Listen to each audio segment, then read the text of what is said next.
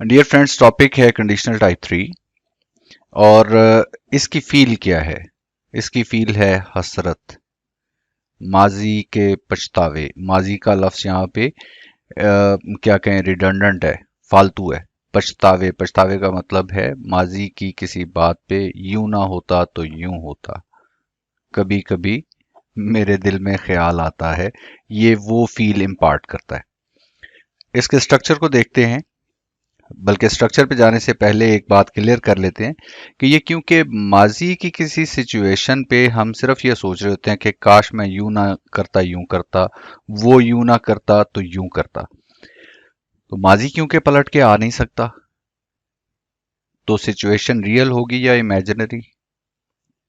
तो unreal situation होगी, imaginary situation होगी। ये कभी भी रियल सिचुएशन में ट्रांसफॉर्म नहीं हो सकती। ये पास्ट की बातों में हसरत है, ना कंडीशन फुलफिल हो सकती है, ना रिजल्ट उसका उस तरह से रूनुमा हो सकता है। अब इसके स्ट्रक्चर को देखते हैं। इफ क्लॉज जो है, इसमें पास्ट परफेक्ट इस्तेमाल किया जाता है, यानी हैड प्लस थर्ड फॉर्म, देसी तरीके में अगर हम बात करें। और मेन क्लॉज जो है, उसके अंदर हम वुड के साथ परफेक्ट इन्फिनेटिव। परफेक्ट इन्फिनेटिव क्या होता है? Has have plus third form. तो वुड या शुड या कुड या माइट, ये हम इस्तेमाल करते हैं सिचुएशन में जो मानी हम देना चाहते हैं, इनमें से कोई एक इस्तेमाल करते हैं, और साथ has have plus third form.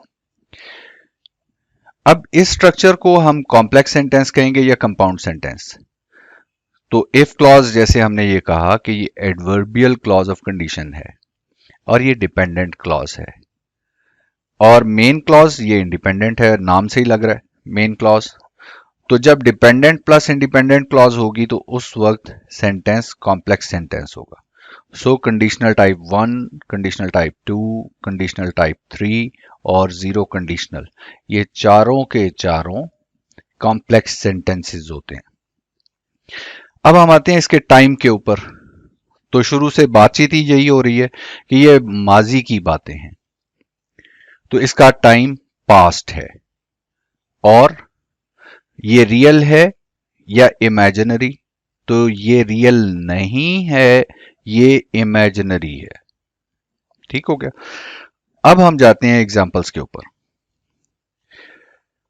If you had worked hard you would have succeeded. अगर पछतावा, तासुफ, रिग्रेट्स, अगर आपने मेहनत की होती तो आप कामयाब हो जाते। इन सेंटेंसेस की फील ये होती है कि ऐसा नहीं हुआ, बिल्कुल ऑपोजिट फील देते हैं और मानी भी देते हैं। तो की होती यानी कि मेहनत नहीं की, ठीक है, मेहनत की होती यानी मेहनत नहीं की, कामयाब हो जाते, तो क्योंकि कंडीशन पूरी नहीं हुई इसलिए रिजल्ट वो नहीं आया।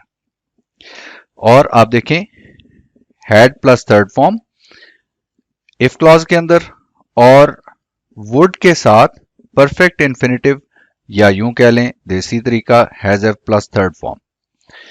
अगर हम इफ क्लॉज पहले लिखेंगे तो इफ क्लॉज के बाद कॉमा आएगा और उसके बाद में रिजल्ट क्लॉज आएगी। और तमाम कंडीशनल्स की तरह हम इसको रिवर्स भी कर सकते हैं, मेन क्लॉज पहले लिख सकते हैं और इफ क्लॉज बाद में भी लिख सकते हैं, नाउन और प्रोनाउंस को एडजस्ट करके। अगर मेन क्लॉज पहले लिखेंगे तो यू कैन सी यहां पर कोई कॉमा नहीं है। मेन क्लॉज के बाद में इफ क्लॉज से पहले, यानी मेन और इफ क्लॉज के दरमियान में कॉमा नहीं है। मैं अपनी वजाहतें देने पे हंस रहा हूं। अच्छा, अदर एग्जांपल देखिए। If he had tried again he should have succeeded.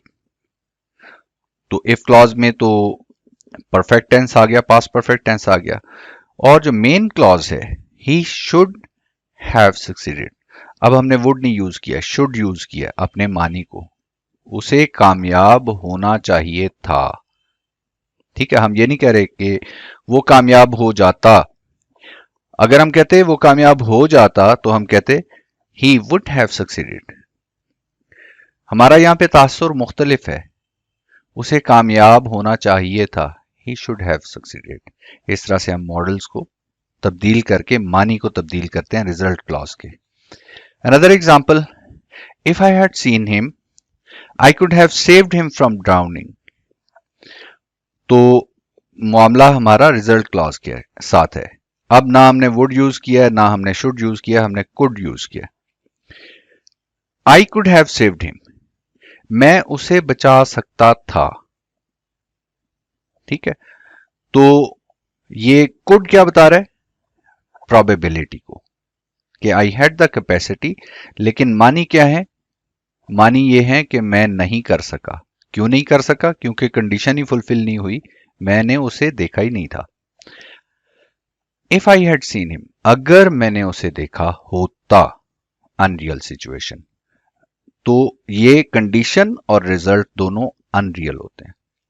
So conditional चारों मुकम्मल हो गए. See you in the next video.